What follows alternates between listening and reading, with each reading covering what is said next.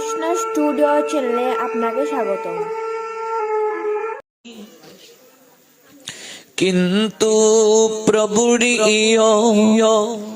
প্রিয় এব তস্য বন্দে গুরু শ্রী চরণারবিন্দম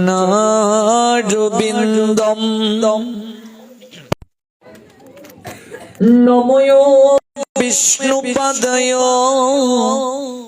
রাধাপৃষ্ঠায় ভূতলে শ্রীমতে ভক্তি প্রপন্ন জ্যোতি স্বামীতি নমিনে নমো আচার্য পদয় দৈন্য ভূষণ মুকুট মনে গুরু করুণামূর্তয়ে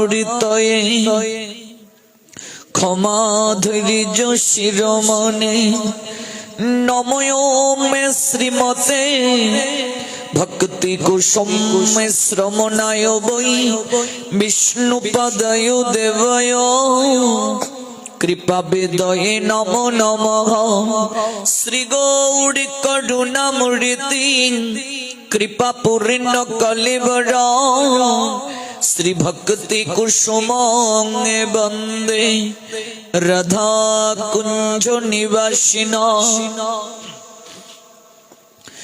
নমো মে বিষ্ণুপদয় কৃষ্ণ পৃষ্ঠায় ভূতলে শ্রীমতে ভক্তি সিদ্ধান্ত সরস্বতী নমিনে আনন্দ লীলাময় বিগ্রহায়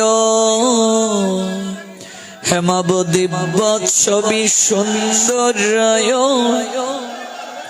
তস্मै মহাপ্রেম রস প্রদায় চৈতন্য চন্দ্রায় নমো নমস্তে নমো নলিন নেত্রায় বেণুবাদ্য বিনোদিনে রাধাধর সুদাপান শালিনে বনমালিনে তপ্ত কাঞ্চন গৌরাঙ্গী রাধে বৃন্দাবনেশ্বরী বৃষভানুসুতে দেবী প্রণমামি হরিপ্রিয়ে মহাপ্রসাদ জননী সর্ব সৌভাগ্যবর্ধিনী আদি ব্যাধি হরণিত তুলসী ত্বং নমস্তুতে শ্রীরূপী শ্রী সনাতন ভট্ট রঘুনাথ শ্রীজীব গোপাল ভট্ট দাস রঘুনাথ এই ছয়ে গোসাইরি করি চরণ বন্দন যাহা হতে বিঘ্ন নাশ অভীষ্ট পূরণ এই ছয় গোসাই যার মুই তারু দাস তা সবার পাদুরে নমর পঞ্চগ্রাস তাদের চরণ সেবী ভক্ত শনিবাস জনমে জনমে মোর এই অভিলাষ এই ছয়ে গুরুদয়া চরণে শরণ নিলাম দাও পদ ছায়া এই ছয় গোসাই যাবে ব্রজ কৈলাবাস রাধা কৃষ্ণের নিত্য লীলা করিল প্রকাশ মনের আনন্দে বল হরি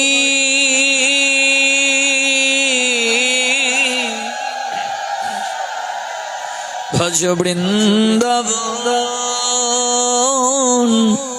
শ্রী গুরু বৈষ্ণব পদে মজাই মন শ্রী গুরু বৈষ্ণব পাদ পদ্ম করিয়াস নমো সংকীর্তন কহে শ্রী নরোত্তম দাস জয় শ্রী কৃষ্ণ চৈতন্য প্রভু নিত্যানন্দ শ্রী অদ্বৈত গদাধর শ্রীবাসাদি শ্রী গৌর ভক্ত বৃন্দ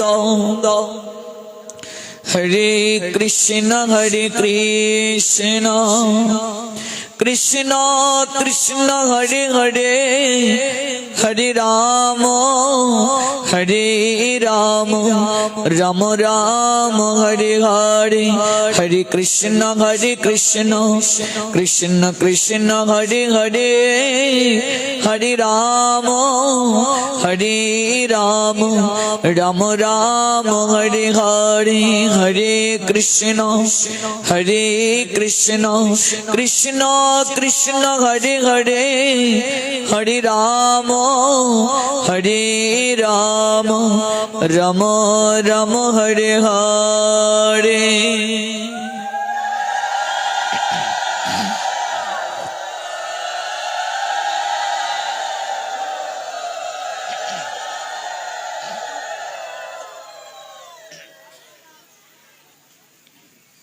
কলিযুগ পাবন অবতারী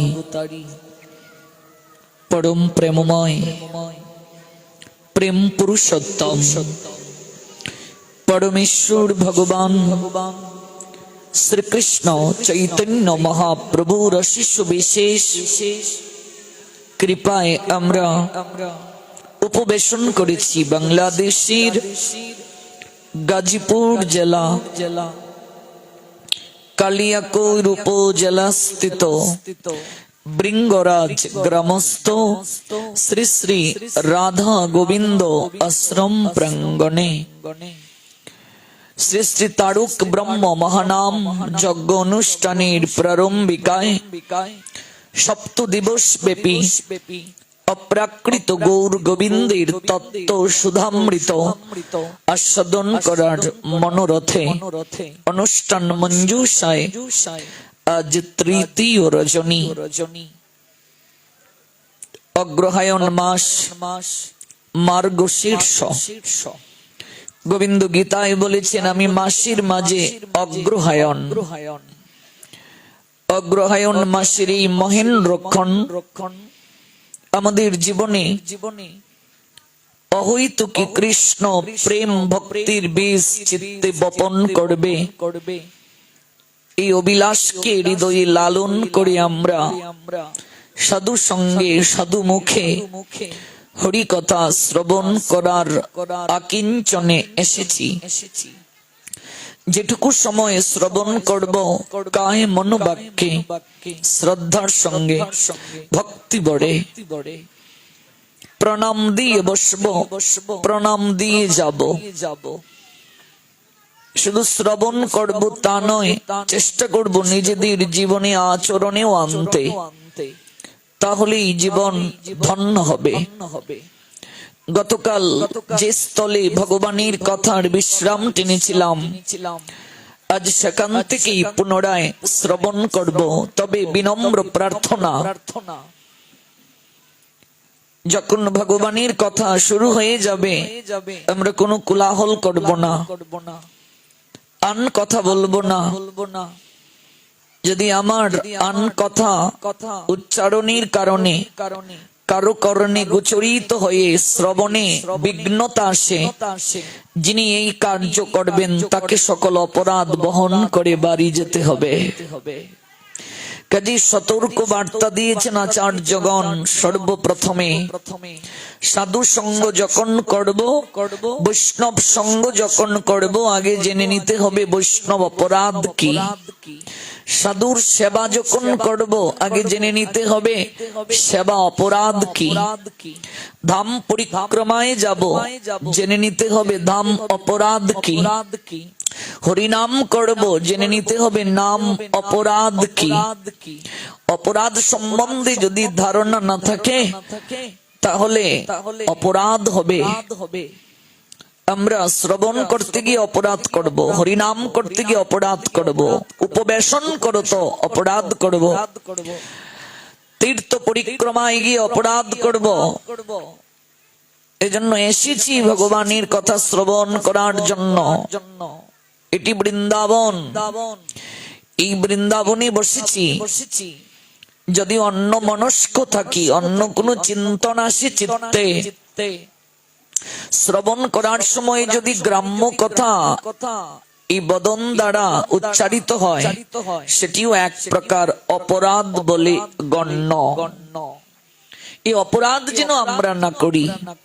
যেটুকু সময় শ্রবণ করব কায় মনোবাক্যে, বিশেষ কোন কার্য পড়ে গেছে আমায় যেতে হবে, প্রণাম দিয়ে এমন ভাবে যাব যেন কারো শ্রবণে ব্যাঘাত না হয়। চেষ্টা করতে হবে পুরোটাই শ্রবণ করে যাওয়ার জন্য, তাহলেই সর্বতভাবে মঙ্গল হবে। মূল প্রসঙ্গে যাওয়ার পূর্বে কৃতজ্ঞতা জ্ঞাপন করছি আয়োজনকারী ভক্তবৃন্দের প্রতি। জয়যুক্ত হন এই বৃঙ্গরাজ গ্রামবাসী, তাদের এই প্রয়াস উত্তরোত্তর শ্রী বৃদ্ধি প্রাপ্ত হোক। ধাপে ধাপে উন্নতির সিঁড়ি বেয়ে জীবনে নতুন নতুন সফলতা বয়ে আনন তারা। দেশ জাতি তথা সমাজ সমৃদ্ধ হোক তাদেরই কর্ম তৎপরতায়। ইন্টারনেটের কল্যাণে যারা আছেন আমাদের সঙ্গে, দেশ দেশের বাহির থেকে যুক্ত হয়েছেন যারা এই মুহূর্তে, এবং পরবর্তীতে ইউটিউবের কল্যাণে যারা এই পুরো প্রোগ্রামটি দেখবেন, কর্ণ দ্বারা শ্রবণ করবেন, প্রত্যেকেই জয় যুক্ত হন। আসুন আমরা শ্রদ্ধার সঙ্গে একাগ্র চিত্তে শ্রবণ করি সেই লীলা, যে লীলা গতকাল আমরা ইতি টেনেছিলাম। ইকু আরেকটু কম হবে, রিপিটটা আরেকটু কম। নিশ্চয়ই আপনাদের মনে আছে জাহ্নবা দেবী অর্থাৎ পুরুষোত্তম দাসের ঘরণী জয় করে নিলেন, কৃপা আশীর্বাদ প্রাপ্ত হলেন, একটি পুত্র চাইলেন। সাধনায় সিদ্ধি প্রাপ্ত সেই সাধু মহাত্মন তাকে পুত্র সন্তানের আশীষ দান করলেন। বলেন, আমি নিজেই তোমার গর্ভে পুত্র হয়ে আসব, তুমি আমার কাঁধের মাঝে একটা দাগ দেখতে পাবে। এই যে তুমি দাগটি দেখতে পাচ্ছ, কি করে এই কাঁধে দাগ এলো তা তোমায় আমি বলছি না, কে আমায় ক্ষত চিহ্ন করলো তা জানার আবশ্যকতা নেই। তুমি কেবল এই দাগটি দেখে নাও। তোমার নবজাতক পুত্রের কাঁধে এরকমই দাগ থাকবে, এরকমই চিহ্ন থাকবে, যে চিহ্ন দর্শন করে তুমি উপলব্ধি করতে পারবে আমি এসেছি তোমার গর্ভে। সাবধান, তুমি এই ঘটনা তোমার স্বামীকেও বলবে না, জগতের কাউকে বলবে না। আপন ভজন কথা না বলিও যথা তথা আপনি আপনি সাবধান। ভজনের কথা কাউকে বলতে নাই। যদি আপনি ভজন সম্বন্ধ কোন কথা কারোর সঙ্গে আলোচনা করতে চান, যিনি মরমী, যার আনুগত্যে আপনি আছেন, এমন কারো কাছে আপনি বলতে পারবেন, নতুবা আপনার ভজন নষ্ট হয়ে যাবে। গতকাল বলেছিলাম, যুগনিদ্রা যদি কারো জীবনে আসে, এটি মানুষের কাছে বলতে যাবেন না, তাহলে নিদ্রায় আপনি আর কখনো দর্শন করবেন না।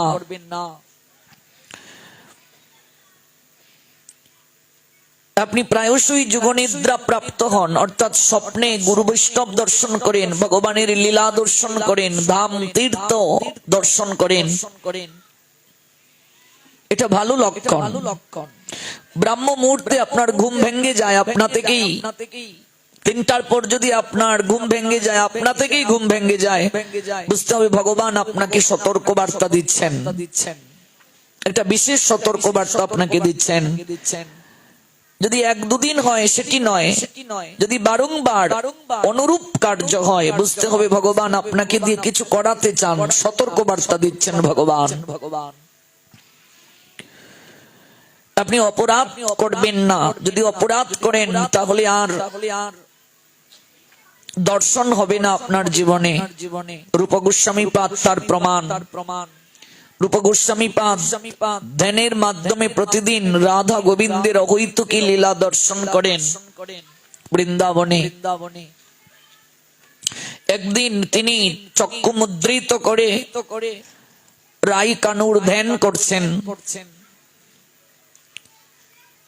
হঠাৎ তিনি অবলোকন করছেন খেলি কদম্ব বৃক্ষের ডালে উঠে গোবিন্দ চরণ দ্বারা ওই খেলি কদম্ব বৃক্ষের ডালটাকে একটু নুইয়ে দিলেন। রাধারানী ওই কদম্ব বৃক্ষের ডালটি যখন ধরেছেন, সঙ্গে সঙ্গে গোবিন্দ চরণ দ্বারা যে তিনি একটু ভারী করেছিলেন, যে ভার দেওয়ার কারণে নুয়ে গিয়েছিল ডালটা, চরণটা সরিয়ে নিলেন। সরিয়ে নিলে হবে কি, রাধারানী ধরে আছেন, তিনি ঝুলে গিয়েছেন, উপরে উঠে গিয়েছেন। কেমন এই দৃশ্য দেখে হাসছেন রূপ গোস্বামী পাদ। ধ্যানে বসে এই লীলা দর্শন করছেন, দর্শন করে তিনি হাসছেন। আর পাশ দিয়ে একজন বৈষ্ণব যাচ্ছেন, ওই বৈষ্ণব খুঁড়িয়ে খুঁড়িয়ে হাঁটেন। মনে রাখবেন, কোন সাধুকে, কোন বৈষ্ণবকে তার দেহ দ্বারা নির্বাচন করবেন না, এটি এক প্রকার অপরাধ বলে গণ্য। কাউকে দেহ দ্বারা নির্বাচন করা উচিত নয়। কোন বংশে তিনি জন্ম নিয়েছেন তার দ্বারা সাধু নির্ণয় হয় না, বৈষ্ণব নির্ণয় হয় না। শারীরিক গঠন কেমন তা দ্বারা সাধু নির্ণয় হয় না, তার দ্বারা বৈষ্ণব নির্ণয় হয় না। শরীরের অঙ্গ প্রত্যঙ্গ অপূর্ণ, এ নিয়ে কখনো সাধু নির্ণয় হয় না, বৈষ্ণব নির্ণয় হয় না। কোন কুলে জন্ম নিলেন তা দিয়েও কখনো সাধু বৈষ্ণব নির্ণয় হয় না। চৈতন্য ভাগবতে ছিল বৃন্দাবন দাস ঠাকুর বললেন, জাতিকুল সব নিরর্থক বুঝাইতে জন্মিলেন নিচু কুলে হরিদাস প্রভুর আজ্ঞাতে। অধম কুলেতেও যদি বিষ্ণু ভক্ত হয়, তথাপি সেই সে পূজ্য সর্বশাস্ত্রে কয়। অধম কুলেতেও যদি কেউ বিষ্ণু ভক্ত হয়, কৃষ্ণ ভক্ত হয়, সেই সে পরম পূজ্য। পরম মানে শ্রেষ্ঠ, সর্বশাস্ত্রে কয়। সর্বশাস্ত্র ফুকারিয়া বলছেন তিনি পরম পূজ্য। উত্তম কুলেতে জন্মি শ্রীকৃষ্ণ না ভজে। জন্ম নিয়েছে উত্তম কুলে, ব্রাহ্মণ কুলে, জন্মিলেন হরিদাস। অধম কুলেতে প্রহ্লাদ। আমি নিজে পবিত্র হওয়ার জন্য ভগবান বলছেন যে হরিদাস যবন কুলে, ম্লাচ্ছ কুলে লালিত পালিত, যবনের অন্ন গ্রহণ করেছেন, অথচ তাকে কারো চোখের চাহনি ঠিক কিনা, কেউ কর্ণে শোনে কিনা, এগুলো দ্বারা কখনো সাধু নির্ণয় হয় না, বৈষ্ণব নির্ণয় হয় না। রূপ গোস্বামী পাদ বলে দিলেন উপদেশ অমৃত নামক গ্রন্থে, বৈষ্ণবকে কখনো জাতি বুদ্ধি বিচার করবে না, দেহ বুদ্ধি নিয়ে, দেহাত্ম চিন্তায়, দেহ পূর্ণ না অপূর্ণ, অঙ্গ প্রত্যঙ্গ পূর্ণ না অপূর্ণ, এই নিয়ে সাধু নির্বাচন করবে না, আলোচনা করবে না, তাহলে অপরাধ হয়ে যাবে। রূপ গোস্বামী পাদ তিনি লীলা দর্শন করে হাসছেন। পাশ দিয়ে যে বৈষ্ণব যাচ্ছেন তিনি খুঁড়িয়ে খুঁড়িয়ে হাঁটেন। তিনি ভাবলেন, আহা, রূপ আমায় দেখে হাসছে, আমাকে দেখে হাসছে। আমি যে ভালো করে হাঁটতে পারি না, আমি যে বাঁকা হয়ে হাঁটি, খুঁড়িয়ে খুঁড়িয়ে হাঁটি, আমায় দেখে হাসছে। অপরাধ হয়ে গেল রূপ গোস্বামী পাদের, ষড় গোস্বামী পাদের অন্যতম গোস্বামী। তিনি জানেনই না, অজান্তে অপরাধ হয়ে গেছে। অজান্তেও অপরাধ হয়ে যায়। দেখুন, পাপের ক্ষমা আছে, অপরাধের ক্ষমা নাই। অজান্তে অপরাধ হয়ে গেছে। পরদিন থেকে রূপ গোস্বামী পাদ ধ্যানে বসছেন, কিন্তু তিনি আর লীলা দর্শন করতে পারছেন না। এমনকি নিদ্রা, যুগ নিদ্রা হয় না, নিদ্রা কালে তিনি লীলা দর্শন করেন না, ধ্যানে বসেন, হয় না। কাঁদতে কাঁদতে রূপ গোস্বামী পাদ জ্যেষ্ঠ ভ্রাতা সনাতন গোস্বামী পাদের কাছে গেলেন। দাদা, আমি তো আর লীলা দর্শন করতে পারছি না, আমার বড় দুঃখ। কেউ যদি কৃষ্ণ ভজন থেকে দূরে সরে যায়, কৃষ্ণ কৃপা প্রাপ্তির পর, গুরু বৈষ্ণব কৃপা প্রাপ্তির পর যদি কেউ দূরে সরে যায় তার কর্মফলের দ্বারা, এর থেকে অনুশোচনা, এর থেকে প্রায়শ্চিত্ত আর জীবনে বড় কিছু হতে পারে না, কষ্ট বড় কিছু হতে পারে না।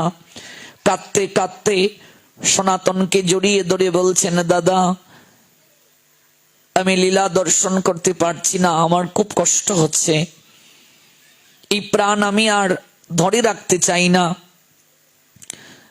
আমি রাই কানুর আর অহৈতুকী লীলা দর্শন করতে পারছি না। সনাতন গোস্বামী বললেন, ভাই, স্মরণ করে দেখো তুমি কোনো অপরাধ করেছো কিনা, তুমি কোনো সাধুর চরণে অপরাধ করেছো কি, বৈষ্ণব চরণে কোনো অপরাধ করেছো কি? রূপ গোস্বামী পাদ বলছেন, আমি তো জেনে কারো চরণে অপরাধ করেছি বলে মনে হয় না, কারো চরণে আমি অপরাধ করেছি মনে হচ্ছে না আমার। সনাতন গোস্বামী তখন একটা পরামর্শ দিলেন, ভাই, বৃন্দাবনে যারা উত্তম অধিকারী সাধু আছেন, মধ্যম অধিকারী সাধু আছেন, সবাইকে তুমি নিমন্ত্রণ করে সাধু সেবার আয়োজন করো। ছাড়িয়া বৈষ্ণব সেবা নিস্তার পেয়েছে কেবা। যিনি তোমার নিমন্ত্রণ রক্ষা করবেন না, বুঝবে তিনি কোনো না কোনো কারণে তোমার উপরে ক্রোধান্বিত আছেন, কোনো না কোনো কারণে বিরাগ বাজন আছেন। রূপ গোস্বামী পাদ সবাইকে নিমন্ত্রণ করলেন বৈষ্ণব সেবার জন্য।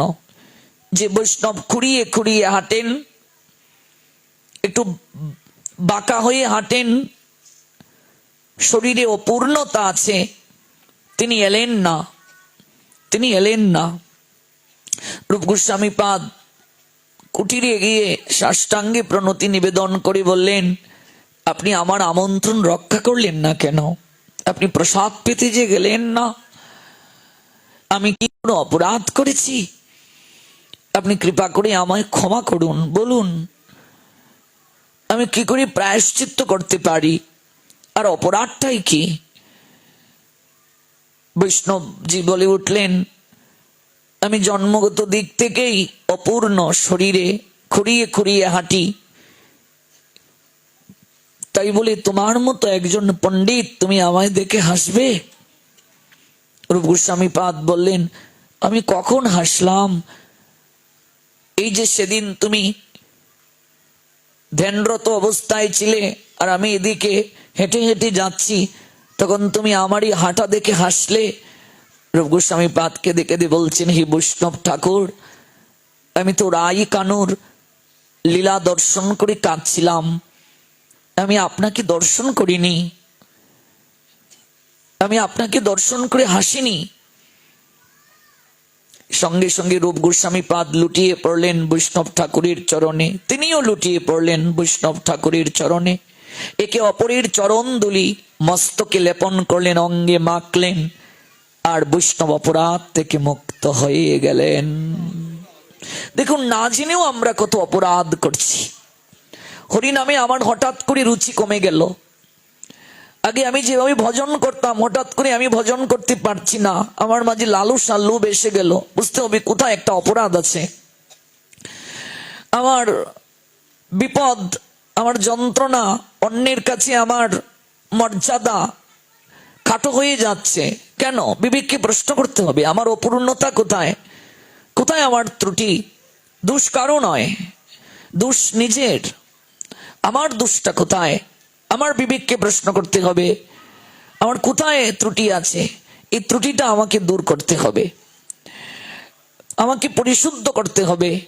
সাধু যদি কাউকে শাসন করেন এটা আমার মঙ্গলের জন্য, গুরুদেব যদি আমাকে শাসন করেন এটা আমার মঙ্গলের জন্য, বৈষ্ণব যদি কাউকে শাসন করেন এটা আমার মঙ্গলের জন্য। গৌরকিশোর দাস বাবাজি মহারাজ বলছিলেন, যেদিন বৈষ্ণবের গাল মন্দটাকে আশীর্বাদ রূপে গ্রহণ করতে পারবে, বুঝবে সেদিনেই তুমি প্রকৃত কৃষ্ণ ভক্ত হতে পেরেছ, গৌর ভক্ত হতে পেরেছ। নিন্দা স্তুতিতে যেদিন সমভাব থাকবে, সেদিন তুমি কৃষ্ণের যথার্থ ভক্ত হতে পেরেছ। কারণ ভগবান বলছেন, সেই আমার প্রিয় যে নিন্দা স্তুতিতে সমান। কাজেই এগুলো বলার বিষয় নয়, এগুলো জানানোর বিষয় নয়। যত গুপ্ত তত পোক্ত, ভজন যত গোপনে রাখা যায়। দুঃখের কথা কার কাছে জানাবো? গোবিন্দের কাছে। তোমার চরণে আসিয়াছি আমি, জানাবো দুঃখের কথা। আমি আমার দুঃখের কথা তোমাকে জানাবো। ভুলিয়া তোমারে সংসারে আসিয়া পেয়ে নানা বিধ ব্যথা, তোমার চরণে আসিয়াছি আমি, জানাবো দুঃখের কথা। দুঃখের কথাটা আমি আমার গৌরহরির চরণে জানাবো। তিনি মর্যাদা দিতে পারেন, মুহূর্তের মাঝে মর্যাদা কেড়ে নিতে পারেন। তিনি স্থান দিতে পারেন, স্থান কেড়ে নিতে পারেন। তিনি সর্বেসর্বা, তিনি সবকিছু।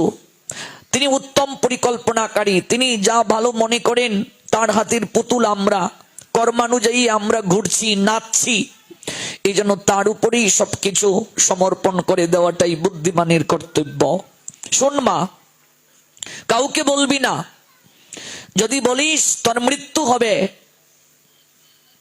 তোর মৃত্যু যুগ এসে যাবে, কাউকে বলবি না, স্বামীকেও বলবি না আমি যাচ্ছি। শোন, সাবধান বার্তা সাধুকে দেয়া হয়েছে, চুরকে নয়। সাবধান। প্রণাম দিলেন। জাহ্নবা দক্ষিণা দিতে চাইলেন, নিলেন না। আমি যে আসবো তোর গর্বে, তুই যে কষ্ট স্বীকার করবি, এটি দক্ষিণা, আমি যাই। চলে গেলেন। পুরুষোত্তম এলেন, চঞ্চুতে হাসির রেখা ফুটে উঠল। যথাসময়ে স্বামী স্ত্রীর দুজনেরই ইচ্ছাতে সন্তান গ্রহণের প্রক্রিয়ায় তারা আসীন হলেন। এক সময় তিনি সন্তান সম্ভবা হলেন। গর্ভে থাকাকালীন অবস্থায় সংযম জীবন যাপন করলেন, প্রসাদ পেলেন এবং প্রতিদিন বালিশকে প্রণাম দিয়ে শয়ন করলেন। হরিনাম করতে করতে শয়ন করলেন। আপনি হরিনাম করতে করতে যদি শয়ন করেন, কৃষ্ণ কথা শ্রবণ করতে করতে যদি শয়ন করেন, আপনার কখনো ঘুমের ঘুরে বাজে দৃশ্য দর্শন হবে না, আপনার যুগনিদ্রা হবে। গর্ভকালীন অবস্থায় কেমন করে চলবেন সেই সাধু সকল কিছু জানিয়ে গেলেন। 10 মাস 10 দিন মায়ের যত সাধনা পরিপক্ক হবে, সেই সন্তান তত পরিপক্ক হয়ে আসবে। সেই সন্তান সৎ চরিত্রের হবে। সেই সন্তানের মেধা প্রজ্ঞা বিকাশ ঘটবে।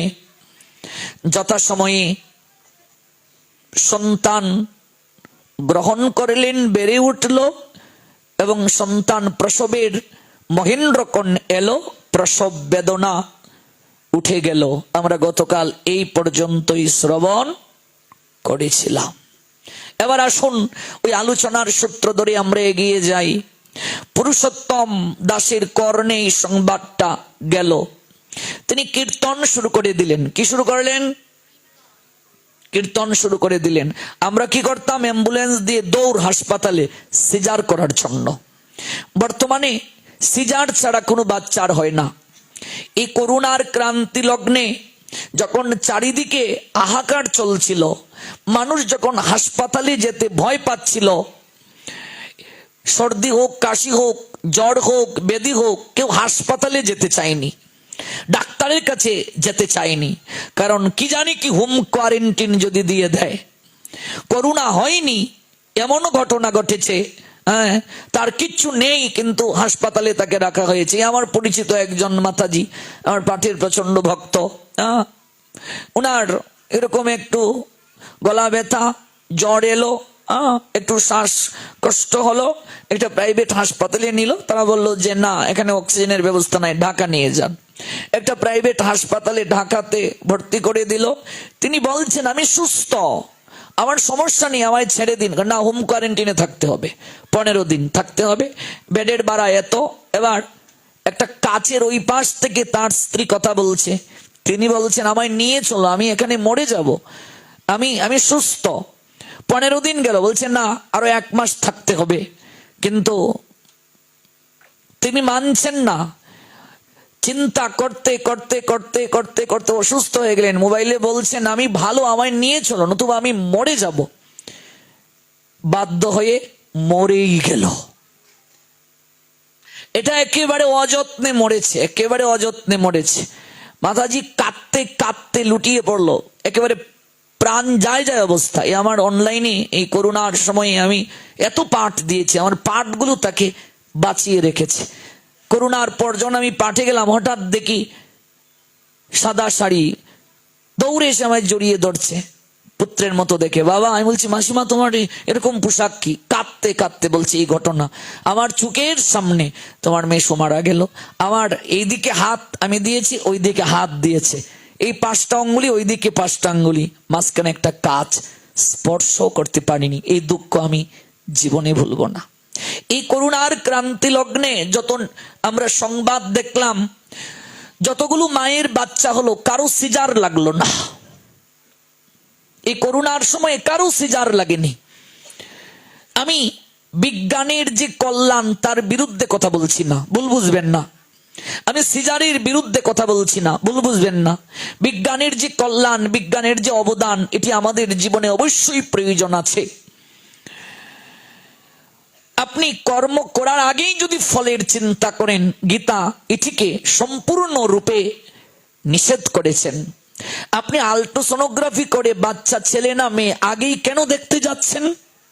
তাহলে আপনি ভগবানের বিরুদ্ধে আচরণ করছেন। ভগবান বললেন কর্মণি অধিকারোতে মা ফলেষু কদাচন মা কর্ম ফল হেতু ভূমার্তে সঙ্গস্ত কর্মাণি। কর্মে তোমার অধিকার আছে, ফলে তোমার অধিকার নাই। তাহলে আপনার ফল কি হবে এটা আপনি আগে চিন্তা শুরু করে দিয়েছেন। সন্তান ছেলে না মেয়ে হবে। এবার কারো যদি 3 মেয়ে থাকে, আবার সন্তান নিয়েছে, যদি জানে মেয়ে হয়ে গেছে, তাহলে আর কোনো পরিচর্যা নাই, আদর নাই, আপ্যায়ন নাই, অযত্নে অবহেলায় বাচ্চাটা হয়। বর্তমানে কোর্টেও এটা নিষেধ করা হয়েছে, ডাক্তারদেরকে বলা হয়েছে বলা যাবে না, এগুলো উচিত নয়। যতটুকু পারা যায় সন্তানকে একটা মা প্রসবের বেদনা সহ্য করেই জগতে আনবে। যদি বর্তমান উন্নত প্রযুক্তি, চিকিৎসা উন্নত, যদি সে দেখে যে না এটা প্রয়োজন, তাহলে সিজারের চিন্তা করা যেতে পারে। আজকাল অনেক মেয়েরা সন্তান ধারণ করেছে, কিন্তু মাতৃত্বের যে একটা অনুভূতি, এই অনুভূতিটা তারা অনুভব করতে পারছে না। সিজারের মাধ্যমে যে বাচ্চাটা পৃথিবীতে আসে, আপনি ভাবুন, অবাক হয়ে যাচ্ছি আমরা। এবং আমরা এই বিষয়গুলো চারিদিকে বিভিন্ন সংবাদপত্র দেখে আমরা অনুভব করছি, সিজার পদ্ধতিটা বর্তমানে একটা ব্যবসা হয়ে যাচ্ছে। আমি এটার বিরুদ্ধে নয়, ভুল বুঝবেন না, যে এই দিকটা আমাদের আরেকটু মনোযোগী হওয়া প্রয়োজন। যতটুকু পারা যায় বাচ্চা যদি প্রকৃতিগতভাবে হয়, তাহলে সেই সন্তানটারও মঙ্গল, মায়েরও মঙ্গল, শরীরগত দিক থেকেও সে সুস্থ থাকতে পারবে। দেখুন, পুরুষোত্তম দাস হরিনাম শুরু করে দিলেন, ধাত্রীমাকে আনয়ন করা হলো, হরিনাম করছেন। একটা বাচ্চা জন্ম হবে, হরিনাম করছেন, পুরুষোত্তম দাস হরিনাম করছেন। দাত্রী মাতা এলো, যথাসময়ে সন্তান হলো, নারী ছেদন করা হলো। ওরে জাহ্নবা, তাকিয়ে দেখ, তোর পুত্র হয়েছে। গৌর প্রেমানন্দে, কি হয়েছে? পুত্র হয়েছে, তাকিয়ে দেখ। আহা কি সুন্দর গাত্রবর্ণ গো, আহা কি সুন্দর গাত্রবর্ণ। তো এই কাদের মাঝে একটা ক্ষত চিহ্ন কিসের রে জাহ্নবা? একটু তাকিয়ে দেখ তো, কাদের মাঝে একটা ক্ষত চিহ্ন দেখা যাচ্ছে। জাহ্নবী তাকালেন পুত্রের মুখের দিকে, প্রসব বেদনার যন্ত্রণা মুহূর্তের মাঝে যেন হারিয়ে গেল, ওই বেদনাটা হারিয়ে গেল। একটা মা প্রসব যন্ত্রণা সহ্য করে সন্তানটাকে পৃথিবীতে আনয়ন করে, সন্তানকে কুলে নিয়ে ওই চাঁদ বদনটার দিকে একবার যখন তাকায়, সঙ্গে সঙ্গে তার কি হয়? সঙ্গে সঙ্গে তার সকল যন্ত্রণার অবসান হয়ে যায়, সঙ্গে সঙ্গে সকল কষ্টের তার অবসান হয়ে যায়। এটি হচ্ছে সবচেয়ে বড় প্রাপ্তি একটা মায়ের জীবনে। এর থেকে বড় প্রাপ্তি কিছু হতে পারে না। একটা মায়ের জীবনে এর থেকে সর্বোৎকৃষ্ট প্রাপ্তি হতে পারে না। জীবনের পূর্ণতা এর থেকে কিছু হতে পারে না। একটু জাহ্নবী মুস্কি হাসলেন, ওই ক্ষতটার দিকে তাকিয়ে মুস্কি হাসলেন। দাত্রী বললেন, কিরে তুই ক্ষতের দিকে তাকিয়ে মুস্কি হাসলে কেন? না এমনিতেই হাসলাম। না না না, এই হাসির পিছনে নিশ্চয়ই কোনো কারণ আছে, তুই হাসলি কেন? না তো বললাম এমনিতেই। এদিন আর কিছু বললেন না। পিতা পুরুষোত্তম পুত্রটাকে কুলে তুলে নিলেন। আহা, একেবারে চিত্তটা আনন্দে আত্মহারা হয়ে গেল।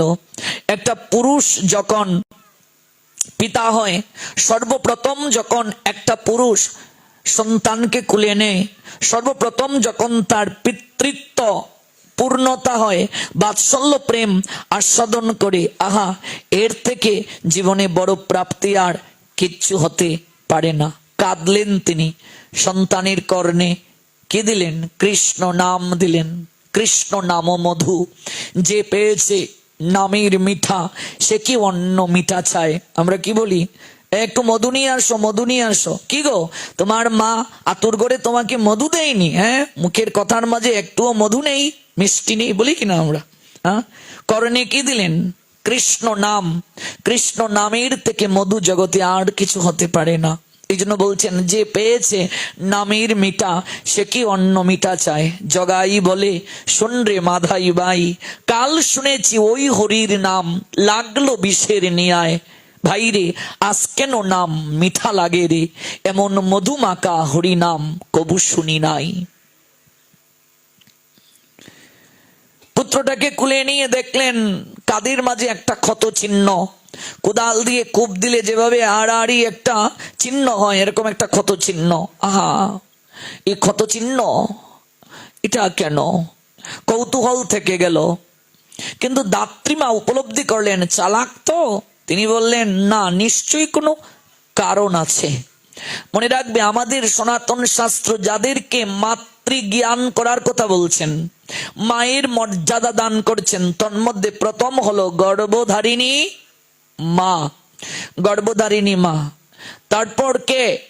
ধাত্রীমা, যে আপনাকে প্রসবকালে সহায়তা করে, তার কাছেও আপনি ঋণী, তাকেও মায়ের স্থান দিয়েছে আমাদের সনাতন শাস্ত্র।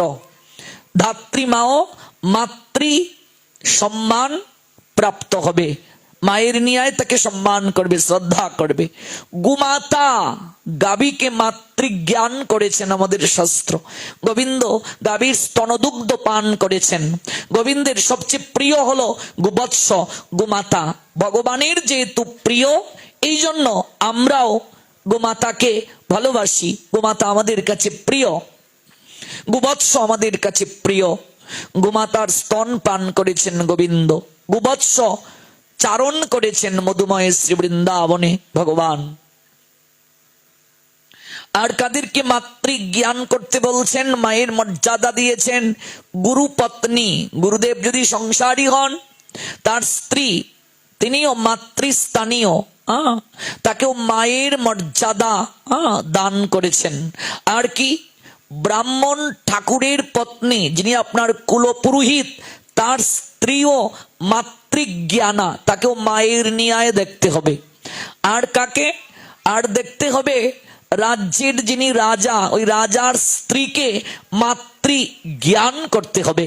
মাতৃজ্ঞান করতে হবে, রাজার স্ত্রীকে মাতৃজ্ঞান করতে হবে। মায়ের মর্যাদা দান করেছেন, মাতৃজ্ঞান করে তাদেরকে দর্শন করতে হবে।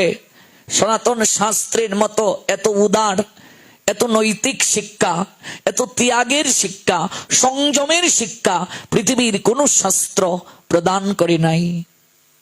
সনাতন শাস্ত্র এই জন্য উদারতার কথা বলে, মহানুভবতার কথা বলে, মানবতার কথা বলে। আর কোন শাস্ত্র, আর কোন ধর্ম এমন করে এত উদারতা, এত মহানুভবতা, এত মানবতার কথা বলে না। রক্তের সম্বন্ধ জাতীয় কারো সঙ্গে আমাদের বৈবাহিক সম্পর্ক হয় না, শারীরিক সম্পর্ক হয় না। একমাত্র সনাতন শাস্ত্রে ঋষিগণ নিষিদ্ধ করেছেন রক্তজাত সম্বন্ধ থাকলে তার সঙ্গে শারীরিক সম্বন্ধ হবে না। বিজ্ঞান গবেষণা করে দেখেছে ব্লাড কানেকশন যাদের সঙ্গে আছে ওদের সঙ্গে যদি কেউ শারীরিক সম্পর্ক করে সেই বাচ্চা অপূর্ণ হওয়ার সম্ভাবনা থাকে। এটা বিজ্ঞান গবেষণা করে দেখেছে। হাজার হাজার বছর আগে আমাদের ঋষিগণ, আমাদের মুনিগণ এই তত্ত্ব প্রদান করেছেন। এই জন্য যত ভিক্ষুক দেখবে রাস্তায় ভিক্ষা করে, হিন্দুদের মাঝে ভিক্ষুক কমই পাবে এবং হিন্দুদের মাঝে অপূর্ণ শারীরিক দিক থেকে কমই পাবে। আমরা গ্রহণ মেনে চলি, আমরা তিথি মেনে চলি, আমরা নক্ষত্র মেনে চলি, আমরা রক্তজাত সম্বন্ধ কাউকে বিয়ে করি না, তাদের সঙ্গে আমরা শরীরগত সম্বন্ধ করি না। আমাদের শাস্ত্র সংযমের শিক্ষা প্রদান করে, মহানুভবতার শিক্ষা প্রদান করে, উদারতার শিক্ষা প্রদান করে। আমার শাস্ত্র নারীকে দেবীর মর্যাদা প্রদান করেছে। ধাত্রীমা তিনিও মাতৃসম্ভবা, মাতৃস্থানীয়, তাকেও মাতৃজ্ঞান করার কথা বলা হয়েছে। সন্তানের বয়স যখন 11, ধাত্রী আবার এলেন, হেরে জানলো বা সত্যি করে বলতো তুই যে সেদিন মুস্কি হাসলে, এই হাসির রহস্যটা কি? ওই এত দাগ কেন রে? ওই দাগটা কেন? ওই দাগটা কেমন জানি আমার মাঝে একটা কৌতূহল জাগায়। যতবার আমি দেখি একটা কৌতূহল জাগায়। তুই কি আগ থেকে কিছু জানিস? তুই যে আশ্চর্য হলে না? আচ্ছা, আপনি একটা কোনো কিছু নতুন যদি দেখেন আশ্চর্য হবেন কিনা? আর যদি আপনি মনে মনে জানেন এটা হবে, আশ্চর্য হওয়ার কিছু আছে? কিন্তু তুই এই দাগটা দেখে আশ্চর্য হলে না, মুস্কি হাসলে, স্বাভাবিকভাবে নিলে, তার মানে এই দাগ সম্বন্ধে তোর কোনো কিছু ধারণা আছে, নইলে তো তোর আশ্চর্য হওয়ার কথা। মনে রাখবে, মায়েদের পেটে কথা থাকে না। এই দিকে একটা কথা বলি, কোনো কিছু বলার আগে একটু ভেবে বলবেন। কারণ যে যতই শক্তিশালী হোক, রাত্রে বিছানায় শুয়ে শুয়ে যখন কানের মাঝে মধু ঢালে স্ত্রী, তখন আর কোনো পুরুষ পেটে কথা রাখতে পারে না। একটু সতর্ক থাকবেন, শাস্ত্র বলছে। আবেগের বশবর্তী হয়ে শারীরিক প্রলুব্ধতায় জীবনের সকল কথা বলে দেবেন না। মায়েদের কখনো কণ্ঠের নিচে কথা যায় না, অভিশাপ যুধিষ্ঠির মহারাজের। অভিসম্পাত, পেটে কথা হজম থাকবে না। শুনেছিস রে শিউলির মা? ঘটনাটা কি? সাবধান, কাউকে বলবো না। কি হয়েছে গো শেফালির মা? বলো কি হয়েছে, কি হয়েছে? আর বলিস না এই ঘটনা। এবার শিউলির মা গিয়ে বলছে, শ্যামলির মা জানিস ঘটনাটা কি হয়েছে? সাবধান গো, আমাকে বলেছিল কাউকে না বলতে, তুই আমার আপনার জন, তাই বলে ফেললাম। তুই কাউকে বলিস না কিন্তু, কাউকে বলিস না। কখনো পেটে কথা হজম থাকবে থাকবে না। এটা ভুল নাকি গো? আমার ঠিক বলছে, গৌর প্রেমানন্দে। পেটে কথা হজম থাকে, কিন্তু সহনশীলতার দিক থেকে নারী এগিয়ে, পুরুষের থেকেও নারী এগিয়ে, কিন্তু ওরা কথা হজম করতে পারবে না। বলছেন নারী তো সরল গো জাতি, থাকে দুঃখ সইয়া, দুঃখ সইতে পারে কিন্তু কথা হজম রাখতে পারে না। এত পিরাপিরি যখন শুরু হলো, তখন ধাত্রীর কাছে বলছেন, এই তোমাকেই কেবল বলছি, আর কাউকে বলিও না, আমার স্বামীকে পর্যন্ত বলিনি। এই যে দাগটা তুমি দেখতে পাওনি, এই দাগটা সম্বন্ধে আমি জানি। বলছিস কি রে, দাগ সম্বন্ধে তুই জানিস? আরো কৌতূহল বেড়ে গেল। ধাত্রী পাশে বসলেন, আচ্ছা দাগটা বলতো কি? সকল বৃত্তান্ত খুলে বললেন, আহারে জাহ্নবা, তোর তো কপাল ভালো রে। আহা, তুই যে সন্তান লাভ করলি, এই সন্তান পৃথিবীতে দাগ রেখে যাবে, এমন কিছু করে যাবে, জগৎ জীব তাকে শ্রদ্ধা ভরে গ্রহণ করবে। কিন্তু হলো না আর সেই দেখা, সেই দেখা আর হলো না।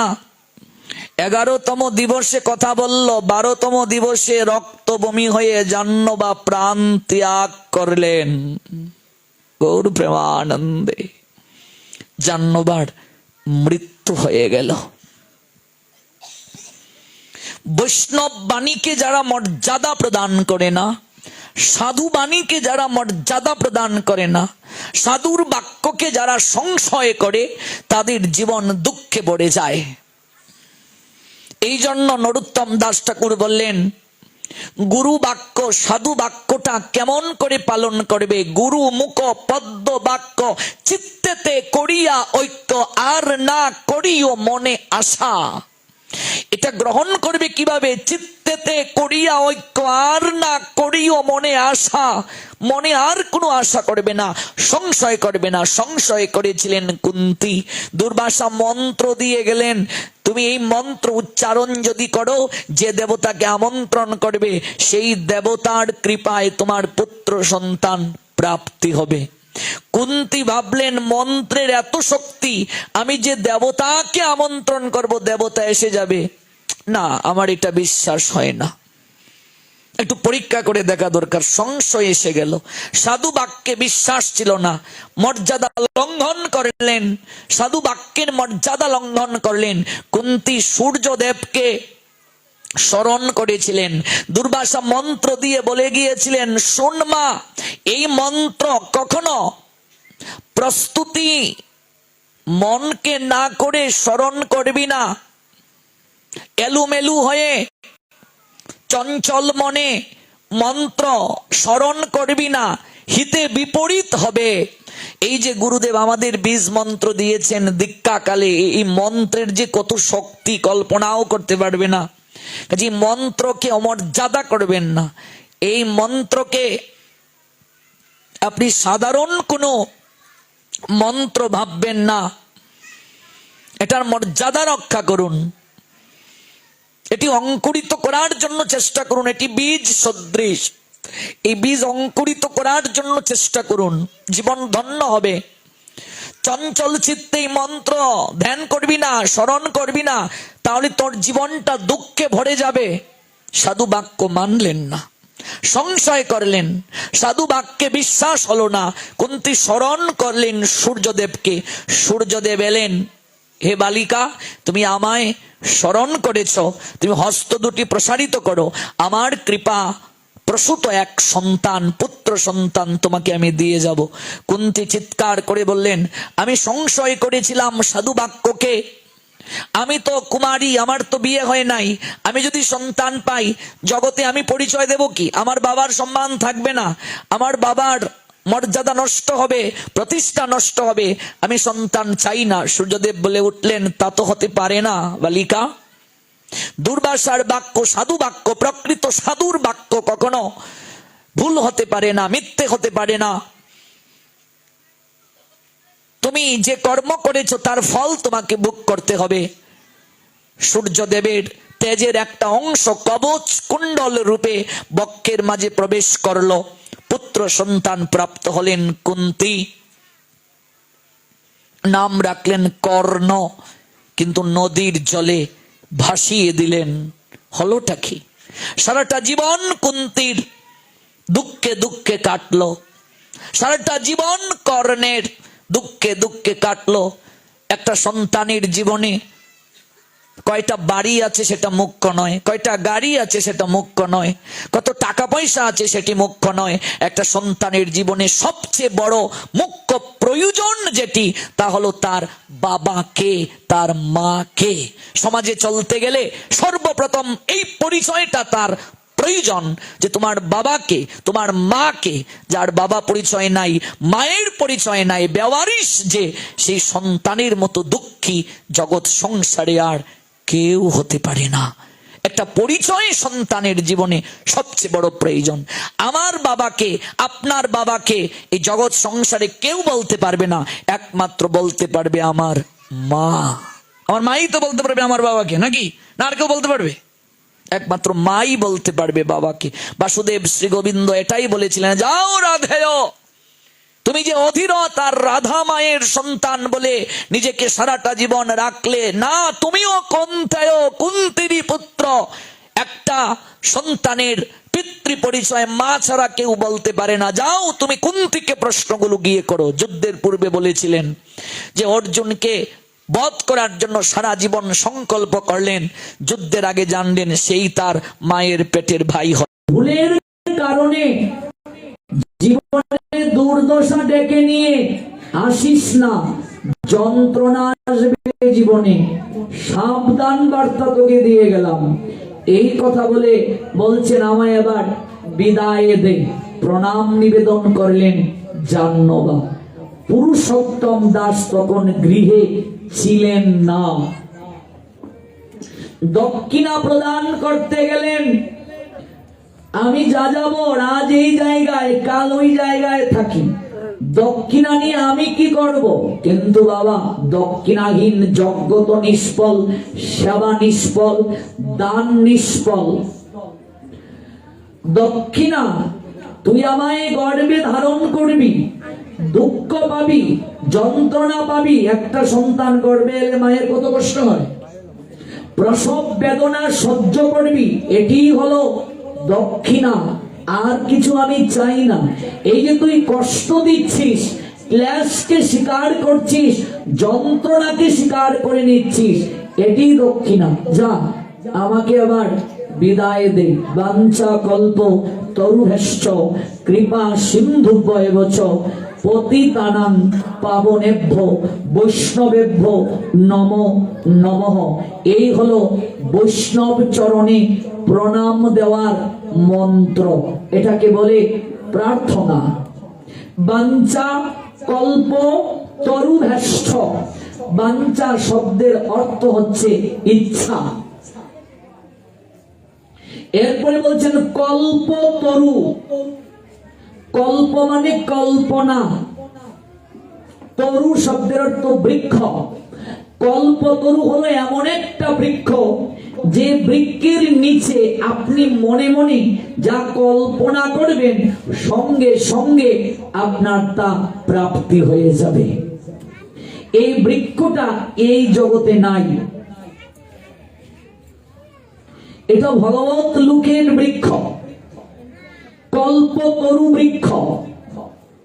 স্বর্গে আছে পারিজাত পুষ্প, যে পারিজাত পুষ্প স্বর্গকে আমোদিত করে, কিন্তু ভগবানের নিকটে যখন যাবে কল্পতরু বৃক্ষ পাবে, যে তরুর নিচে দণ্ডায়মান হয়ে মনে মনে যাহা ইচ্ছে করা হয়, সঙ্গে সঙ্গে তা পূরণ হয়ে যায়। এই জন্য এটি হলো কল্পতরু। তরু শব্দের অর্থ কি? বৃক্ষ। কল্প মানে কি? কল্পনা করা। আপনি যা কল্পনা করবেন আপনার তাই প্রাপ্তি হয়ে যাবে। এবার আপনার কল্পনার উপর নির্ভর করবে আপনি কি প্রাপ্ত হবেন, কল্পনার উপর নির্ভর করবে। এক অসুর মহাদেবের আরাধনা করতে শুরু করলো। মহাদেব সন্তুষ্ট হয়ে তাকে দর্শন দিলেন। মহাদেব সন্তুষ্ট হয়ে তাকে দর্শন দিলেন। কি বর চাস তুই আমার কাছে? কি বর চাস বল, তোর ইচ্ছে আমি পূরণ করব। মহাদেবের নিকটে বললেন, আমার ইচ্ছে হলো আমি যা চাইব তাই আমায় দিতে হবে। মহাদেব বললেন, সবই না হয় শুনলাম, একটা শর্ত আছে বাবা। তুই যা চাইবে তোর শত্রু তার দ্বিগুণ পাবে। তুই যা চাইবে তোর শত্রু কি পাবে? দ্বিগুণ পাবে। আচ্ছা বলুন তো, এমন যদি কেউ শর্ত দিয়ে দেয়, আপনি মানবেন? আপনার শত্রু পাবে আপনার থেকে দ্বিগুণ। আপনি চাইলেন 100 টাকা, আপনার শত্রু পাবে 200 টাকা। বলে উঠল, তাই হোক, আপনি যথাজ্ঞা বলে দিন। মহাদেব যথাজ্ঞা বলে দিলেন। কি চাস তুই বল? সুরম্য অট্টালিকা আমায় বানিয়ে দিন। শত্রুর বাড়িতে 2টা অট্টালিকা হলো। সহ্য করতে পারছি না, মাৎসর্য। এটা কি করে সম্ভব? এটা তো মানা যায় না। অনেক হীরা মণি মাণিক্য চাইলেন, তারও হয়ে গেল। মহাদেবকে আবার বলছেন, প্রভু আপনি এক কাজ করুন। বলছেন কি? আমার একটা চোখ আর একটা পা, একটা চোখ অন্ধ করে দিন, একটা পা খোঁড়া করে দিন। আবার হলো কি? শত্রুর কি হলো? এই জগতের মানুষ হলাম আমরা এমন, আমরা নিজের ক্ষতি করেও আমরা অপরের যাত্রাকে রুদ্ধ করতে চাই। নিজের ক্ষতি হোক, তাকে ছাড়বো না। মামলা যারা করে কোর্টে, বলুন তো এর দ্বারা প্রাপ্তিটা কি হয়? সব উকিলের পকেটে যায়। 2টা জায়গায় পাপ করলে মানুষ যায়, হাসপাতালের বারান্দায় আর কোর্টের বারান্দায়। পাপ করলে মানুষ যায়। এই দুটো জায়গাতেই গেলে অর্থ কেবল ব্যয় করতে হয়। আমরা হলাম মাৎসর্য পরায়ণ, আমরা নিজের ক্ষতি চাইতে রাজি, কিন্তু আমরা অপরের ভালো দেখতে পারি না, অপরের মঙ্গল আমরা চাই না। যেদিন অপরের মঙ্গল চাইতে পারবো, নিজের মঙ্গল আপনা থেকেই হয়ে যাবে। একজন ভক্ত ভগবানের কাছে প্রার্থনা করে, প্রভু তুমি জগতের সবাইকে সুখে রাখো। স্বামী বলে উঠলো, এ কেমন প্রার্থনা করছো? তুমি নিজের কথা না বলে জগতের কথা বলছো। স্ত্রী বলে উঠলো, ওগো জগতের সবাইকে যদি প্রভু সুখে থাকেন, আমি কি জগতের বাইরে? এটা তো ভাবিনি। এই যে উদার মন যতদিন পর্যন্ত না হবে, ততদিন পর্যন্ত আমরা কখনো মাৎসর্য থেকে বের হয়ে আসতে পারবো না। চাওয়াটা যেমন, পাওয়াটাও তেমন। যেমন চাইবেন তেমন পাইবেন। কল্পতরু বৃক্ষ, সেখানে গিয়ে আপনি যা চাইবেন তাই পাবেন। বৈষ্ণব হলেন বাঞ্ছা কল্পতরু, অর্থাৎ কল্পতরু সদৃশ বৈষ্ণবের চরণে যে যা প্রার্থনা করবে তার সেই ইচ্ছে পূরণ হয়ে যাবে। কল্পতরু দুজন, একজন বৈষ্ণব যাকে বলে বাঞ্ছা কল্পতরু, আরেকজন হলেন গুরুদেব যাকে বলে প্রেম কল্পতরু। এই জন্য নরোত্তম দাস ঠাকুর গাইলেন, কি রূপে পাইব সেবা মই দুরাচার, শ্রীগুরু বৈষ্ণবের রতি না হইল আমার। আমি কি করে সেবা পাবো গো? আমি বড় দুরাচার। গুরু চরণে আমার রতি জাগলো না, বৈষ্ণব চরণে আমার রতি জাগলো না। রতি কাকে বলে? প্রীতি, যে প্রীতির মাঝে কামনা নাই, যে প্রীতি নির্মল, যে প্রীতির মাঝে স্বার্থ নাই, যে প্রীতি কেবল প্রেমিকের সুখ বিধান চায়। কি রূপে পাইব সেবা মই দুরাচার, শ্রী গুরু বৈষ্ণবের রতি না হইল আমার। গুরু চরণে রতি জাগলো না, গুরু চরণে মতি জাগলো না, বৈষ্ণব চরণে রতি জাগলো না, বৈষ্ণব চরণে মতি জাগলো না। অশেষ মায়াতে মন মগন হইল, বৈষ্ণবেতে লেশ মাত্র রতি না জন্মিল। বিষয়ে ভুলিয়া অন্ধ হইনু দিবা নিশি, গলে ফাঁস দিতে ফিরে মায়া সে পিশাচি, ইহারে করিয়া জয় ছাড়ানো না যায়, সাধু কৃপা বিনা আর নাহিক উপায়। অদোষ দর্শী প্রভু পতিত উদ্ধার, এইবার নরোত্তমে করহ নিস্তার। কি কথা বললেন নরোত্তম দাস ঠাকুর? বলছেন গলে ফাঁস দিতে ফিরে মায়া সে পিশাচি, মায়াকে পিশাচির সঙ্গে তুলনা করেছেন। ওমা পিশাচি কি? পিশাচি চিনো? পেতনি চিনো? পেতনি, পেতনি যদি কাউকে ধরে নেয় দেখবে সহজে ছাড়তে চায় না। মায়াকে পিশাচির সঙ্গে তুলনা করেছেন, অপ আত্মার সঙ্গে তুলনা করেছেন নরোত্তম দাস ঠাকুর। গলে ফাঁস দিতে ফিরে মায়া সে পিশাচি, ইহারে করিয়া জয় ছাড়ানো না যায়। সহজে ওই মায়াকে ছাড়ানো যায় না। নরোত্তম দাস ঠাকুর আবার বললেন সাধু কৃপা বিনা আর নাহিক উপায়। জগতে সাধু কৃপা যদি হয় এই মায়ার বন্ধন থেকে মুক্ত হওয়া যায়। গৌর প্রেমানন্দে। সাধু কৃপা বিনা আর নাহিক উপায়। তদুষদর্শী প্রভু পতিত উদ্ধার, এইবার নরোত্তমে করহ নিস্তার।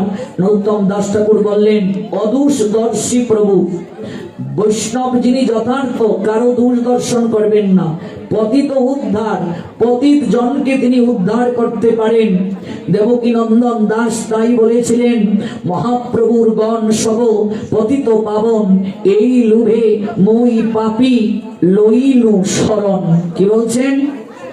আমি শরণ নিলাম। কার শরণ নিলাম? মহাপ্রভুর জন যারা। মহাপ্রভুর জনকে বৈষ্ণব। মহাপ্রভুর গণ সবে পতিতে পাবন, পতিত পাবন তারা। এই লোভে মই পাপী লইনু শরণ, বন্ধনা করিতে মই কত শক্তি ধরি, তম বুদ্ধি দোষে মই দম্ভ মাত্র করি, তথাপি মুখেরও ভাগ্য মনেরও উল্লাস, দুষ্কমি মু অধমে কর নিজ দাস, সর্ববাঞ্ছা সিদ্ধি হয় জম বন্ধ ছুটে। দেবকী নন্দন দাস এই লোভে বলছেন, কি বলছেন? জগতে দুর্লভ হইয়া প্রেমধন লুটে, মনেরও বাসনা পূর্ণ অচিরাতে হয়। মা কথা বলবে না? দেবকী নন্দন দাস এই লোভে কয়। এই যে দেবকী নন্দন দাস এই বৈষ্ণব বন্দনাটা করলেন, উনি কে ছিলেন? চাপাল। যে চাপাল শিবাশির চরণে অপরাধ করে মদের বোতল রেখেছিল, শিবাসাঙ্গিনায় পাঠার মাথা রেখেছিল আর বৈষ্ণব চরণে অপরাধ করেছিল। এই যে দেবকী নন্দন দাস তিনি বললেন মনের বাসনা পূর্ণ অচিরাতে হয়। দেবকী নন্দন দাস এই লোভে কয়। দেবকী নন্দন দাস তার মনে একটা লোভ। লোভটা কি? লোভটা হলো আমি গৌরাঙ্গ জনের সঙ্গ করতে চাই। দেবকী নন্দন দাস এই লোভে কয়, মনেরও বাসনা পূর্ণ অচিরাতে হয়। দেবকী নন্দন দাস এই লোভে কয়। দেবকী নন্দন দাস এই লোভে কয়। আচ্ছা, এই যে দেবকী নন্দন দাস যিনি চাপাল গোপাল ছিলেন, চাপাল গোপালের কাহিনী নিশ্চয়ই আপনারা জানেন, আমি আস্বাদন করিয়েছিলাম। ওই চাপাল গোপাল পরবর্তীতে বৈষ্ণব হলেন, দেবকী নন্দন দাস হলেন। এই দেবকী নন্দন দাসের গুরুদেবকে ওই পুরুষোত্তম দাস, যার কথা আপনাদেরকে শ্রবণ করেছি,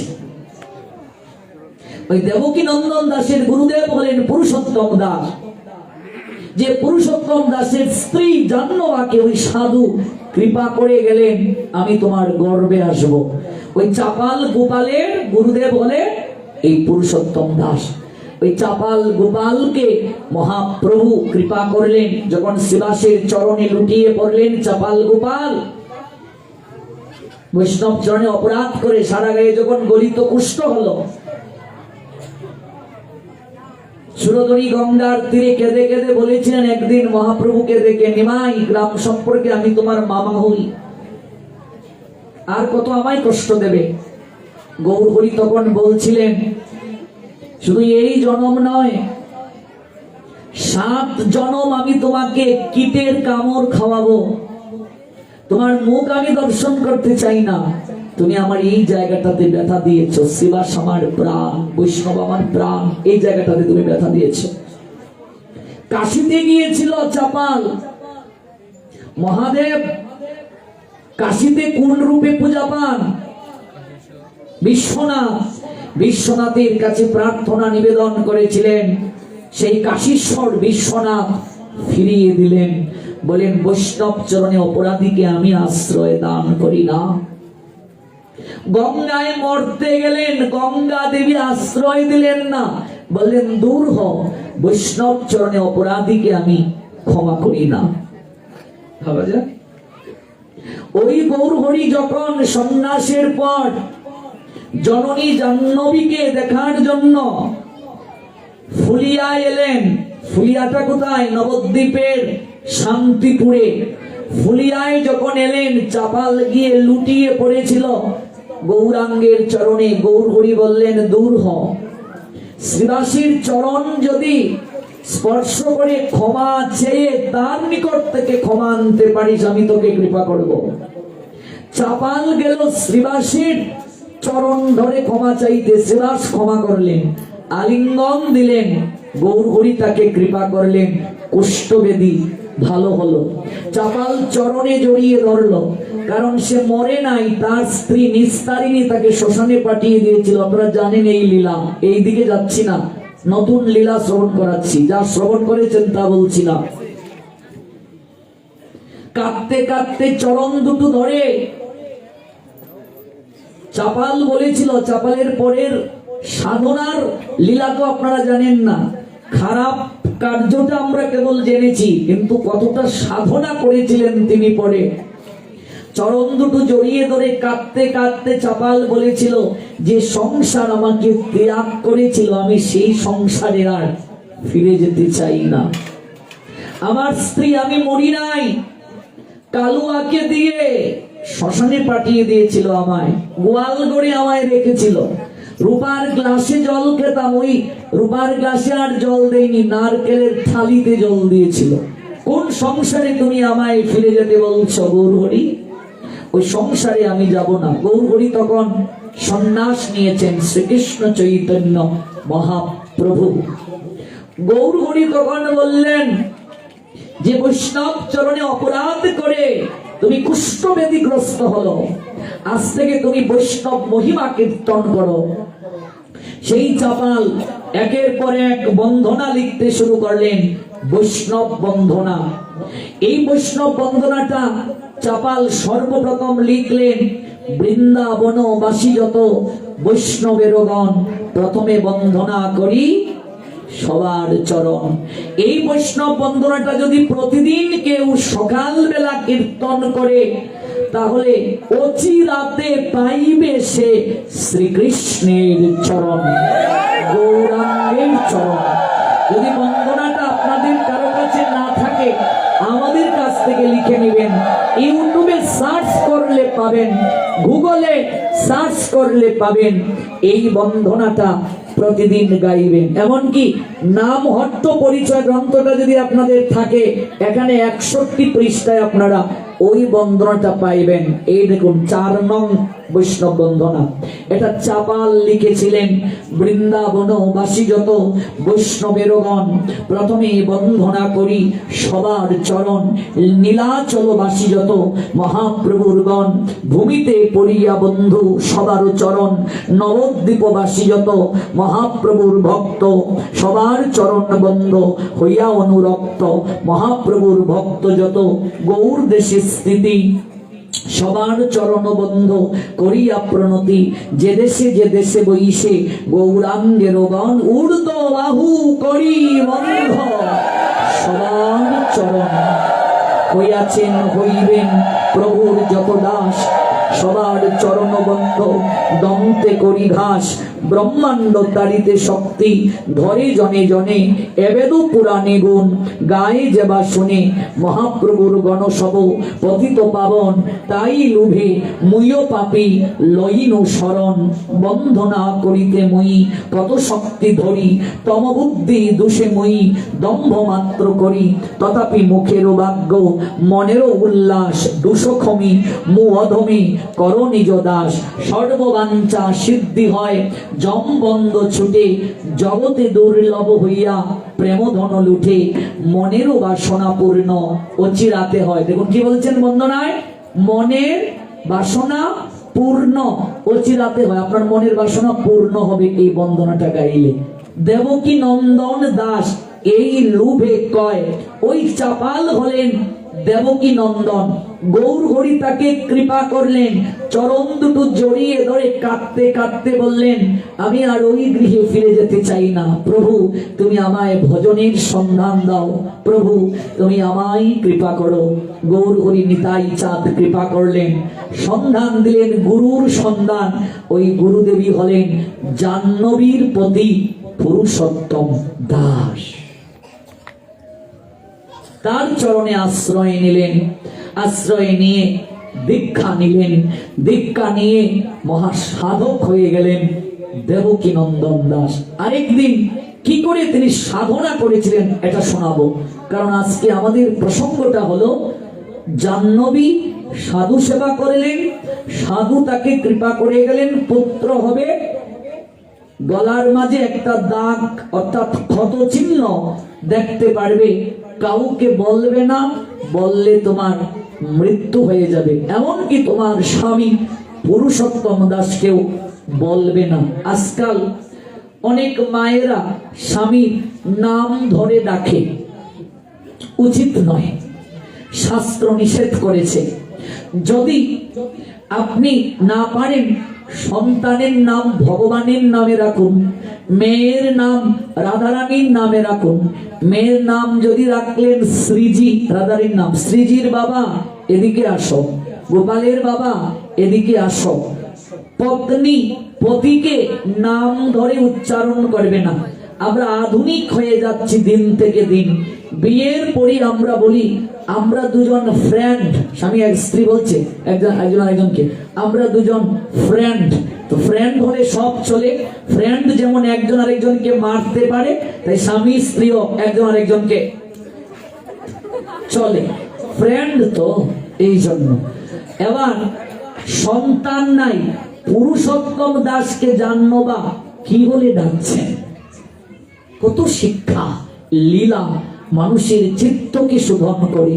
এই সকল লীলা আমাদেরই সংসার জীবনের গল্প, আমাদেরই সংসার জীবন সংশোধন করার গল্প। এবার আপনি যদি আপনার সন্তানের নাম রাখেন কলি, মেয়ের নাম কলি, কলির বাবা, কলির বাবা এদিকে আও, তাহলে সংসারে কলি লেগে থাকবে। আপনি যদি আপনার মেয়ের নাম রাখেন ফুলটুসি, ফুলটুসির বাবা এদিকে আও, কেমন? পতি আর পত্নীর সম্বন্ধটা কেমন? পতি নারায়ণ সদৃশ। তাহলে প্রশ্ন আসতে পারে, আমরা তো নারায়ণকে নারায়ণ বলতে পারি, তাহলে পতিকে কেন বলতে পারবো না? প্রশ্ন আসতে পারে কিনা? পতি পত্নীর সম্বন্ধ মধুর রসের সম্বন্ধ, মধুর রসের সম্বন্ধ। কিন্তু নাম যদি ভগবানের হয় তাহলে আপনি ডাকুন, আপনার মঙ্গল হবে, তাতে কিছু হবে না। এবার এক জায়গায় এক মা এসে আমায় প্রণাম দিয়ে বললেন, প্রভুজি আমি একটা মহা বিপদে আছি। বললাম কি বিপদ? বলছে বিয়ের আগে গোবিন্দ নামটা আমার খুব পছন্দ, সব সময় গোবিন্দ গোবিন্দ, কিন্তু এখন আমি আর ডাকতে পারি না। বললাম কেন? আমার স্বামীর নাম গোবিন্দ। এবং তাতে কি আছে? ভগবানের অনেক নাম আছে, অনন্ত কৃষ্ণের নাম অনন্ত মহিমা। আপনি গোবিন্দ ডাকতে পারেন না, মুকুন্দ ডাকতে পারেন। বলছে এখানে আরো সমস্যা, বাসুরের নাম মুকুন্দ। বললাম এই কি বলছো? তাহলে মুকুন্দ ডাকতে পারছো না, গোবিন্দ ডাকতে পারছো না, তাহলে পরমানন্দ ডাকো ভগবানের নাম। বলছে দেবরের নাম পরমানন্দ। আমি বললাম সকল আনন্দই তোমার গৃহে গেল, আর কোনো ঘর খুঁজে পেল না। তাহলে তুমি গোবিন্দ বলেই ডাকো, তোমার স্বামীও আনন্দ পেল, বারবার বলছে আমায় ডাকছে আমায় ডাকছে গো, আমার স্ত্রী কত ভালোবাসে, তুমি তো ডাকছো ভগবানকে। তাহলে যে নাম শ্রবণে আবাস হয়, আবাসটা কি? আবাস হলো সংকেতে, যদি কেউ ভগবানকে ডাকে। সন্তানের নাম ভগবানের নামে, আপনি ডাকছেন সন্তানকে, সংকেত। ভগবানকে স্মরণ করছেন, মঙ্গল হয়ে যাবে, আপনার মঙ্গল হয়ে যাবে। একটা কথা বলে যাই, দেখবেন অধিকাংশ মা বাবারা, আত্মীয় স্বজনরা সন্তানের নাম যদি রাখা হয়, ছোট করে নাম ডাকে। কোনোদিন এই কথা বলবেন না, এইভাবে ডাকবেন না, এটা উচিত নয়। একজনের নাম ব্রজেশ্বরী, এবার আত্মীয় স্বজনরা কি ব্রজু ব্রজু ব্রজু, বলুন তো এটা কেমন কথা? ব্রজেশ্বরী রাধারানীর নাম, ডাকলে মঙ্গল হবে, তাকে ডাকে ব্রজু ব্রজু, আদর করে ডাকে। নামকে কখনো সংক্ষিপ্ত করতে নেই। নামকরণটা সনাতন শাস্ত্রে সংস্কার বলা হয়েছে। সংস্কার এগুলো সাধারণভাবে নিলে হবে না, এটা যজ্ঞ। এই জন্য সবাই বৃহৎ করে যজ্ঞ করতে পারে না, টাকা পয়সা নাই, এই জন্য নামকরণে ওরা কেবল প্রদীপ জ্বালায়, এটা একটা যজ্ঞ। এই যে প্রদীপ জ্বালাচ্ছেন, এটাও যজ্ঞ। কে বুঝাবে বলুন তো, কে বুঝবে? আজকাল আমরা কেউ বুঝি না সনাতন শাস্ত্র কতটা যে উন্নত, সনাতন শাস্ত্রের মহিমা যে কতটা পরিব্যাপ্ত, কতটা যে উদার। প্রত্যেকটা ক্ষেত্রে ক্ষেত্রে একটা বিশেষ দর্শন, একটা বিশেষ মহিমা লুকায়িত রয়েছে এর মাঝে। নামকে কখনো বিকৃতভাবে উপস্থাপন করবেন না, ডাকবেন না। কেমন? বিকৃতভাবে ডাকবেন না। ছেলের নাম কানাই, মানে আপনি এটাকে বিকৃতভাবে ডাকছেন, কন কন কন, এমন কনকে, আরে কই কন না, কানাই, কই আদর করে ডাকি। যে কানাই থেকে কন হয়ে গেল, ব্রজেশ্বরী থেকে ব্রজ হয়ে গেল, এগুলো কি? আপনারাও কি ডাকেন নাকি?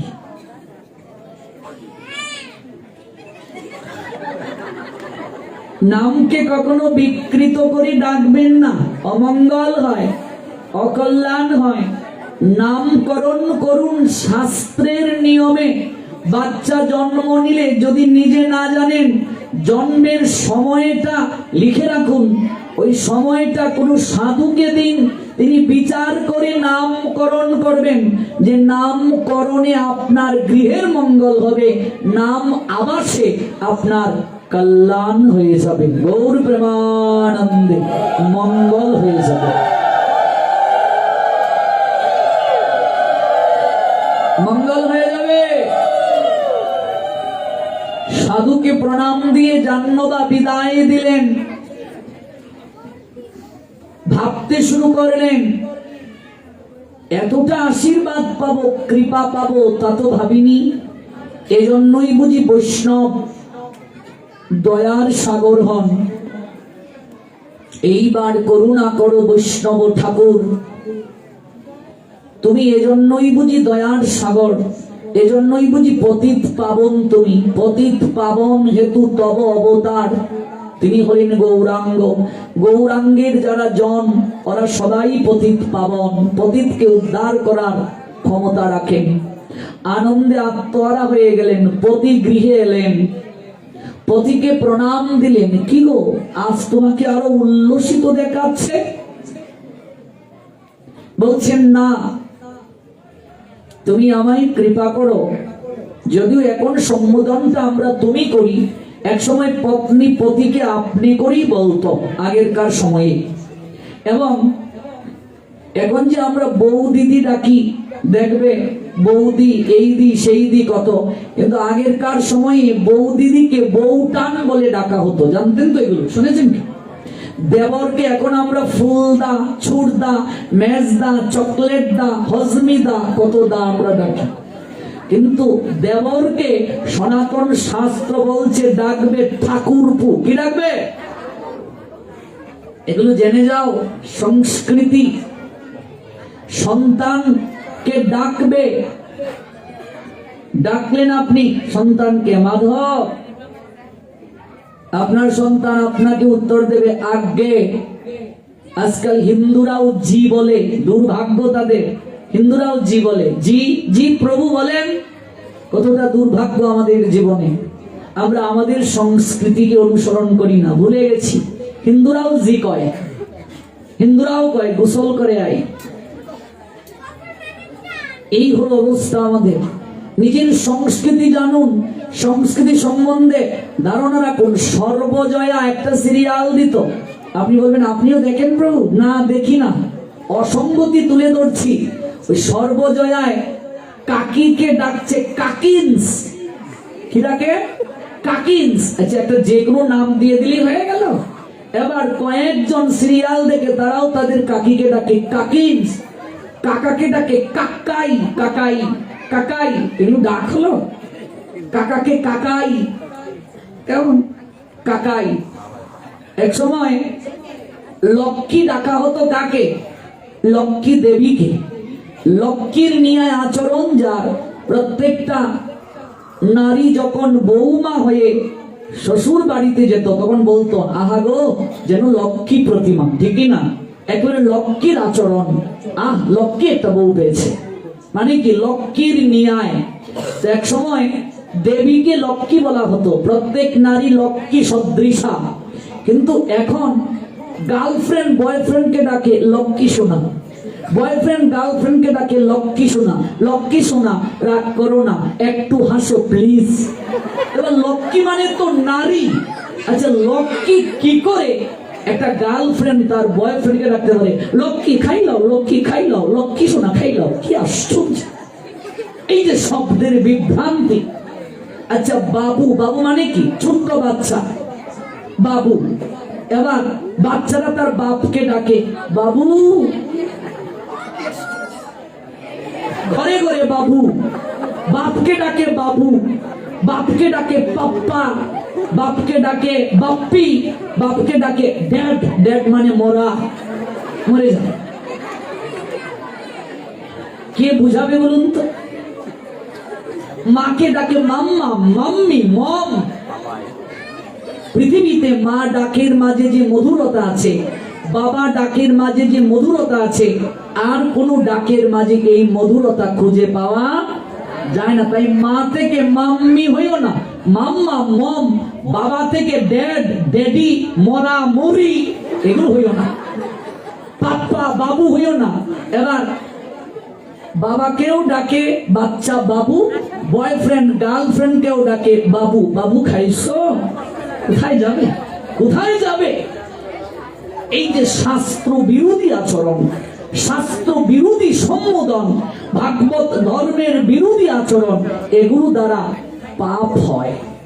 কি হয়? যাদেরকে আজকে বাবু বলে ডাকো, গিয়ে কি ডাকবে? বাবা। বাবু, বাবু কিরা?